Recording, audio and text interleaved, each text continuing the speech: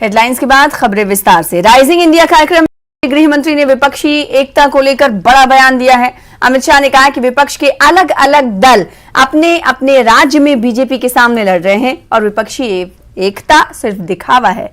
विपक्ष में एक दल दूसरे दल के लिए सीट छोड़ने के लिए भी तैयार नहीं। प्रधानमंत्री मोदी जी ने कुछ ही दिनों पहले एक ऑपोजिशन को बड़ी चुनौती दी है। उन्होंने कहा है कि यहाँ पे भ्रष्टाचारी बचाओ आंदोलन चल रहा है। तो क्या ये समझें कि 2024 में मोदी वर्सेस द रेस्ट होगा, पूरा ऑपोजिशन एक तरफ, मोदी जी एक तरफ। कैसे देखते हैं आप इसको? क्या आप 300 का आंकड़ा 2024 में पाएंगे? पहले मोदी वर्सेस रेस्ट को मैं आपको समझाने का प्रयास करता हूं। शायद मैं न समझा पाऊं मगर जनता समझ पाएगी। अब मैं 3 पार्टियों के नाम बोलता हूं। श्रीमान चंद्रशेखर राव, ममता बनर्जी की पार्टी तृणमूल कांग्रेस, समाजवादी पार्टी और कांग्रेस।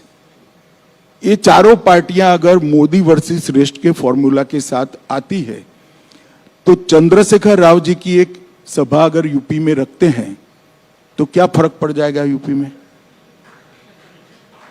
और ममता बनर्जी की सभा तेलंगाना में रखते हैं तो क्या फर्क पड़ जाएगा, और यादव साहब की सभा अगर बंगाल में रख देंगे तो क्या फर्क पड़ेगा। ये सब अपने अपने राज्य में हमारे सामने ही लड़ रहे हैं और लड़ाई इसी तरह से होनी है। एकता आपकी टीआरपी बढ़ाने के लिए है। आपको उन लोगों का धन्यवाद करना चाहिए। एकता का कोई मतलब ही नहीं है। कोई एक दूसरे को ना नेता मानता है, ना एक दूसरे के लिए एक सीट छोड़ने को तैयार है। चलिए मैं मानूं कि टीआरएस तेलंगाना में 5 सीटें ममता जी को दे दे तो एक लड़ाई हुई भाई, और समाजवादी पार्टी भी 5 सीट वहां दे दे और ममता जी बंगाल में 5-5 सीटें दोनों को दे दे, तब तो एक हुए। मगर सब अपनी अपनी लड़ाई भाजपा के सामने लड़ेंगे और कि हम सब एक है, क्या एक है भाई? नहीं, तब तो आपके लिए बहुत अच्छा है। मगर मान लीजिए उत्तर प्रदेश में एक सीट पर एक ही कैंडिडेट हो, जो जॉइंट कैंडिडेट हो सबका, समाजवादी पार्टी, बहुजन समाज पार्टी और कांग्रेस का, तब कैसे लड़ाई हो? ना बहुजन समाजवादी पार्टी ऐसा कहती है, ना समाजवादी पार्टी ऐसा कहती है। वो अलायंस करते हैं बंगाल और तेलंगाना में जी। तो कैसे एक होंगे बताओ? ना बसपा कह रही है कि हम साथ में लड़ेंगे, सपा कह रही है हम बसपा के साथ लड़ेंगे, सिर्फ टीवी 18 कह रहा है कि दोनों साथ में लड़ेंगे। अब इससे कैसे होगा भला? को आपका कौन मानेगा? विपक्ष के सीबीआई के दुरुपयोग के आरोप का भी गृह मंत्री ने राइजिंग इंडिया कार्यक्रम में जवाब दिया। अमित शाह ने कहा कि जब वो गुजरात के गृह मंत्री थे तब उन्हें एक फर्जी केस में फंसाया गया था, लेकिन कोर्ट ने कहा कि राजनीतिक प्रतिशोध की भावना से सीबीआई ने केस किया है, इसलिए कोर्ट आरोपों को खारिज करती है। हमारे खिलाफ कोई भ्रष्टाचार का केस कांग्रेस ने नहीं किया था। एक एनकाउंटर हुआ था, उसमें मैं राज्य का गृह मंत्री था, मुझ पर केस कर दिया और सीबीआई ने मेरी अरेस्ट की जी। अरेस्ट सीबीआई के रिकॉर्ड पर आज भी टैप किया हुआ पड़ा होगा। अगर प्रामाणिकता से टैप किया तो सीबीआई के उस वक्त के अफसरों ने, और मिटा नहीं दिया कांग्रेस सरकार ने। तो 90% सवालों में यही था कि काहे को परेशान हो रहे हो, मोदी का नाम दे दो आपको छोड़ देंगे। हमने तो काले कपड़े नहीं पहने, कोई विरोध नहीं किया जी। मोदी जी के खिलाफ एसआईटी बनाई एक राज्य के मुख्यमंत्री के, कोई करप्शन का केस नहीं था। दंगों में इन्वॉल्वमेंट का केस करा फर्जी टाइप का, जो अंत में सुप्रीम कोर्ट ने खारिज किया। हमने कोई हाई नहीं करी थी, कभी काले कपड़े पहनकर संसद को हमने जाम नहीं किया था भाई। और मैं बताता हूं नतीजा क्या आया। मुझे पकड़कर अरेस्ट किया, 90 में दिन ही बेल दे दी मुझे हाईकोर्ट ने। हाईकोर्ट ने कहा कि अरेस्ट करने के लिए पर्याप्त प्रूफ ही नहीं है। मुंबई में केस चला, गुजरात के बाहर ले गए, कोई आपत्ति नहीं, मुंबई में चला।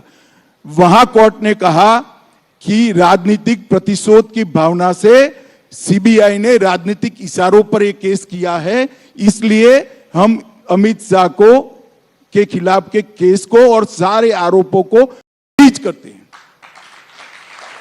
हमने हाय तौबा नहीं की थी। और यही लोग थे, यही चिदंबरम बैठे थे, यही सोनिया जी नेतृत्व करती थी यूपीए सरकार का, यही मनमोहन सिंह थे और यही राहुल गांधी सांसद थे। अब क्या होगा अभी? उधर धार्मिक आधार पर आरक्षण असंवैधानिक है और धर्म के आधार पर किसी भी प्रकार का आरक्षण नहीं हो सकता, ये कहना था केंद्रीय गृह मंत्री अमित शाह का। इसके अलावा उन्होंने क्या कुछ कहा, ये आपको दिखाते हैं। धर्म के आधार पर आरक्षण संविधान सम्मत नहीं है, ये गैर संवैधानिक है। किसी प्रकार का आरक्षण धर्म के आधार पर नहीं हो सकता है।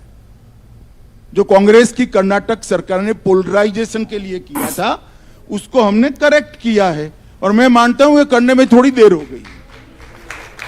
कर्नाटक विधानसभा चुनाव 2023 के लिए 10 मई को मतदान होगा। चुनाव नतीजे 13 मई को आएंगे। केंद्रीय निर्वाचन आयोग ने आज कर्नाटक विधानसभा चुनाव 2023 के लिए तारीखों का ऐलान कर दिया है। चुनाव आयोग ने कहा कि 13 अप्रैल को राज्य में चुनाव की घोषणा के लिए नोटिफिकेशन जारी कर दिए जाएंगे और 20 अप्रैल तक इस नोटिफिकेशन के आधार पर उम्मीदवार अपना नामांकन दाखिल कर सकेंगे। 21 अप्रैल तक नामांकन पत्रों की होगी और 24 अप्रैल को नामांकन वापस लेने की अंतिम तिथि है।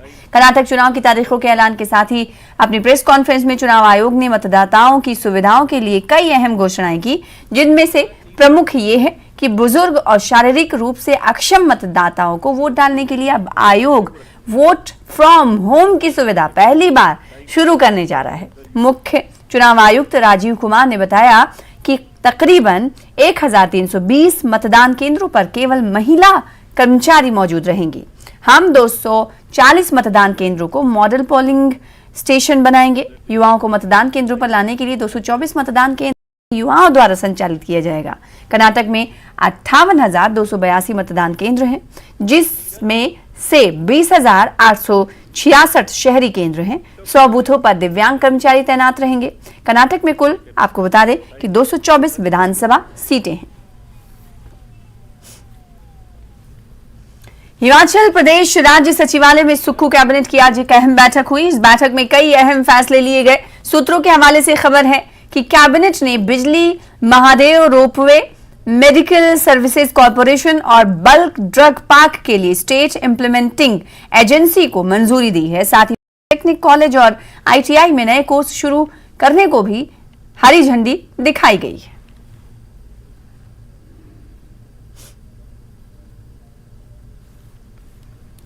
National gallery of modern art नई दिल्ली ने बुधवार को अपना 69वां स्थापना दिवस मनाया। गैलरी की स्थापना के उद्देश्यों को पूरा करते हुए national gallery of modern art देश में आधुनिक कला को एक नई पहचान देने की लगातार कोशिश कर रहा है।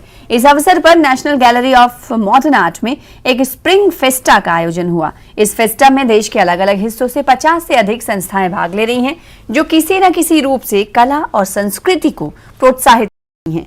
National gallery of modern art के लॉन में प्रदर्शनी के लिए 50 से अधिक स्टॉल लगाए गए, जिसमें विभिन्न क्षेत्रों के प्रतिभागी जो हस्तशिल्प, चीनी मिट्टी की चीजें, स्वदेशी कला, फैशन आदि का स्टॉल लगा हुआ दिखा। इस अवसर पर प्रदर्शनी में आए हुए प्रतिभागियों के साथ जो वॉलंटियर्स हैं, उनका उत्साह देखने लायक रहा। आज हमारा 69th फाउंडेशन डे है। ये 1954 में जो हमारा संग्रहालय है वो इस्टेब्लिश हुआ है एंड ये पहले बार हमने ऐसे एक अरेंज किया है जहाँ हमारा आर्टिसंस, हमारा क्राफ्टसन, हमारा आर्टिस्ट एंड जो ऐसी क्रिएटिव फील्ड में है वो आके फ्रीली यहाँ पार्टिसिपेट कर सके। स्टॉल्स इस्टेब्लिश हुआ है, 50 स्टॉल्स हैं and we are giving a boost to the local artisans and craftsmen and we are hopeful that आज बहुत बड़ी मीडियम में लोग आए और हमारे साथ जुड़े। On the occasion of 69th Foundation Day of NGMA, we have came up with this idea of organizing a Spring Fest where we actually collaborated with a lot of people who work in the field of art and dealing with art products. So we have around, currently we are having around 50 plus stalls here and everyone is displaying their ceramics, paintings and many of the NGOs and especially able children who work in the field of art have came up and displayed their works here. ये पहली बार है कि यहाँ पे spring Festa बनाया जा रहा है और हमने बहुत सारी मेहनत की है, देखते हैं रंग लाते हैं नहीं।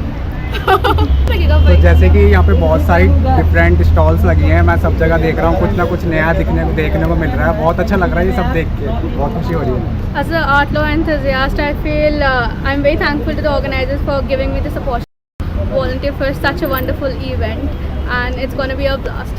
Thank you. मेरे पास ऐसा एक पोस्टर पहले था और आपने सहमत का नाम सुना होगा, सफदर हाशमी का जो ग्रुप, तो उनकी जो फेस्टिवल होता था used to always pick up something and वहाँ से मुझे याद है।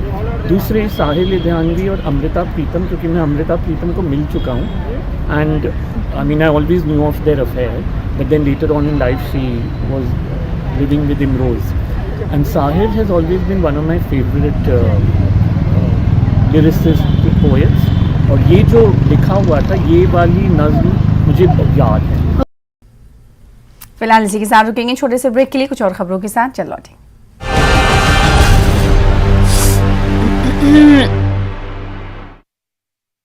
16 channels, 15 languages, 26 states, 1200 plus reporters, 67 plus crore viewers. India's largest news network, News 18 Network.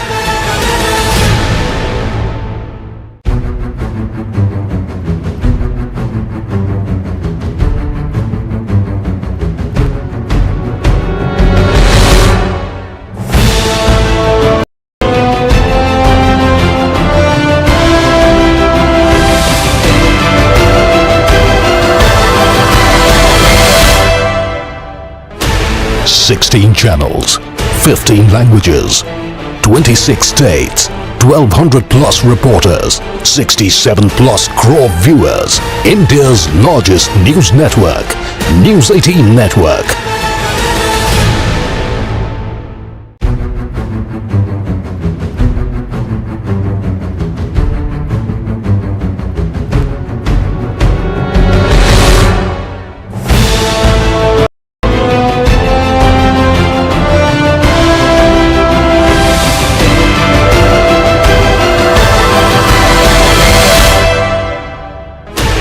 Sixteen channels, 15 languages, 26 states, 1200 plus reporters, 67 plus crore viewers. India's largest news network, News 18 Network.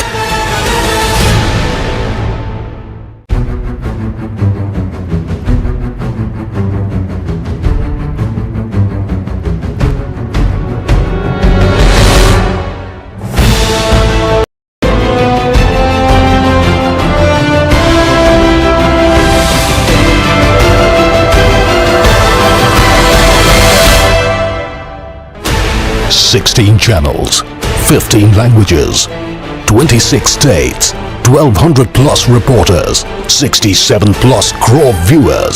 India's largest news network, News 18 Network.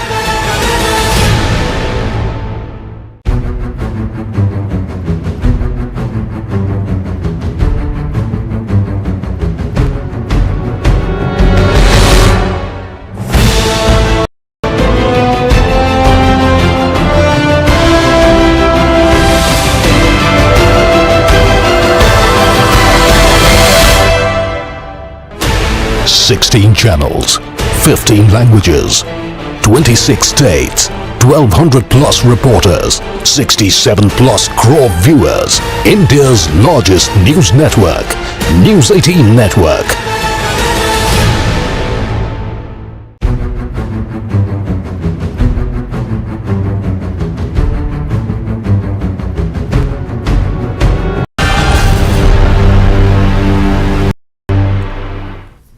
Jammu Kashmir national conference party के वरिष्ठ नेता शेख बशीर ने PDP अध्यक्ष महबूबा मुफ्ती के उस बयान को सही बताया है जिसमें उन्होंने कहा है कि देश की सभी विपक्षी पार्टियों को एक साथ होकर बीजेपी के खिलाफ लड़ना चाहिए। शेख बशीर ने कहा कि देश में लोकतंत्र को बचाने के लिए सभी पार्टियों को अब इकट्ठा हो जाना चाहिए।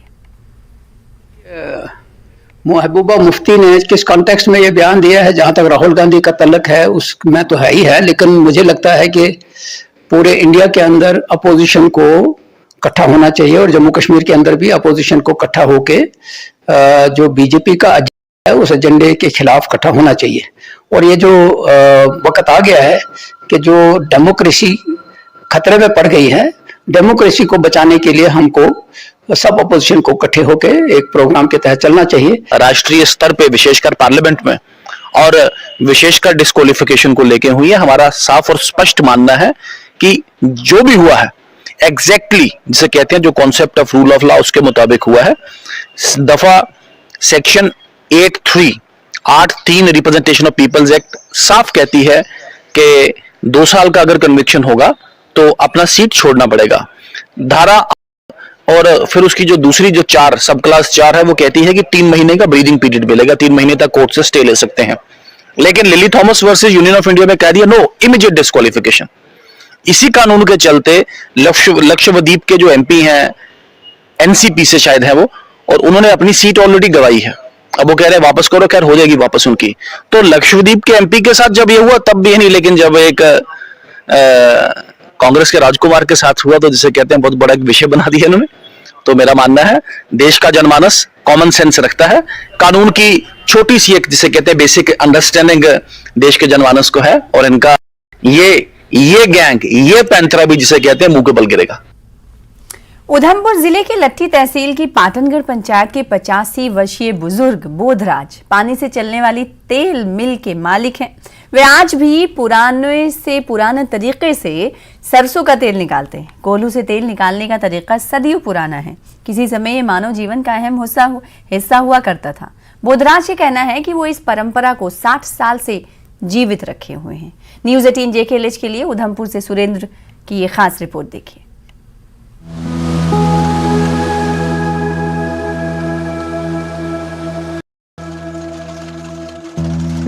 ये लकड़ी का कोल्हू चलाकर सरसों से तेल निकालने वाली एक अनोखी मिल है। इस मिल को जिला उधमपुर के तहसील लैटी में पंचायत पटनगढ़ के 85 साल के बुजुर्ग बोधराज चलाते हैं।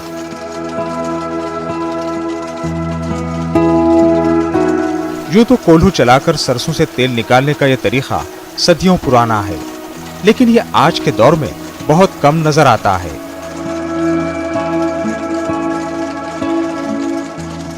हैरत की बात यह है कि बोधराज इस कोल्हू को पानी की ताकत से ऑपरेट करते हैं, यानी इसे चलाने के लिए बिजली की कोई मदद नहीं ली जाती। बोधराज का मानना है कि यह तरीका माहौल दोस्त है, जिसका चलन कम होता जा रहा है। मैं तकरीबन 60 साल ये कोल्हू का काम करता आया हूँ। मैं पहले बैल का कोल्हू था वो चलाता था, उसके बाद मैंने 85 में ये पानी वाला कोल्हू लगाया, और सबसे पहले मैंने काम शुरू किया जो कोल्हू पानी वाला का, और नाले का पानी आता है, इसमें कोई वो खर्चा बर्चा नहीं होता है। बोधराज गुज़िश्ता 60 वर्षों से इस रिवायत को जिंदा रखने की कोशिश कर रहे हैं, क्योंकि उनके वालिद ने यह कारोबार शुरू किया था। आजकल बड़े पैमाने पर प्रिजर्वेटिव्स ऑयल इस्तेमाल किया जाता है। बोधराज उसे सेहत के लिए नुकसानदेह मानते हैं, और इसीलिए वो रिवायती तरीके से निकाले गए तेल का इस्तेमाल करते हैं। इनके मुताबिक इस तरीक़ेकार में कोई नजासत नहीं होती, और ये तेल सेहत के लिए अच्छा है।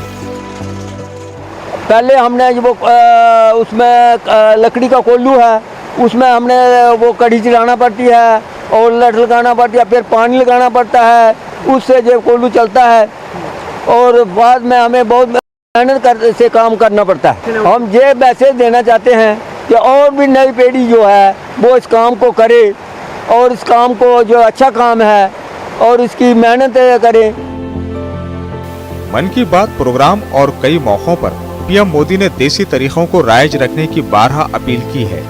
पानी से चलने वाली ऑयल मिल के मालिक बोधराज कहते हैं कि वो पीएम मोदी के लोकल फॉर वोकल स्लोगन से मुतासिर हैं और रिवायत को जिंदा रखे हुए हैं। और प्रधानमंत्री जी कहते हैं कि पुरानी चीजें जड़ा है उन्हें जागृत करो। मैं ये पुरानी चीज़ें जड़ा है शुरू का काम करता आया। पुरानी चीज़ों को हमने जिंदा रखा है, और कोल्हू का जो तेल है बहुत साफ होता है, क्योंकि देश इसमें मिलावट कोई नहीं है। ये भी सच है कि आज के नौजवान पानी के जरिए तेल निकालने वाली इस अनोखी मिल से बिल्कुल नावाकिफ हैं, जो किसी जमाने में इंसानी जिंदगी का अहम हिस्सा हुआ करती थी। ये मिल मुनफरिद है क्योंकि ये पानी से चलने वाली ऑयल मिल है। और इस कदीम विरसे को बचाने के लिए इक़दाम की जरूरत है।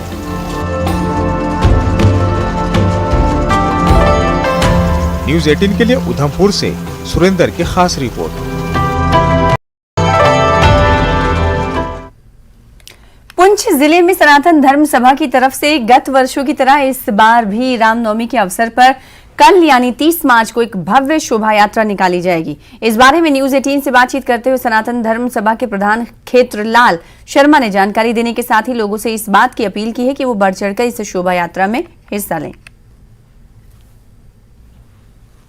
बांदीपुरा जिले की हाजिन तहसील में शाहगुंड सोनावारी और उसके आसपास के गांव के निवासियों ने जम्मू कश्मीर बैंक के बाहर विरोध प्रदर्शन किया। प्रदर्शनकारियों ने शाहगुंड बैंक के लिए अतिरिक्त स्टाफ की मांग की है। मीडिया से बातचीत करते हुए लोगों ने कहा कि जेके कर्मचारियों की कमी है, जिसके कारण उन्हें बैंकिंग सेवाओं के संबंध में दैनिक आधार पर असुविधा का सामना करना पड़ रहा है।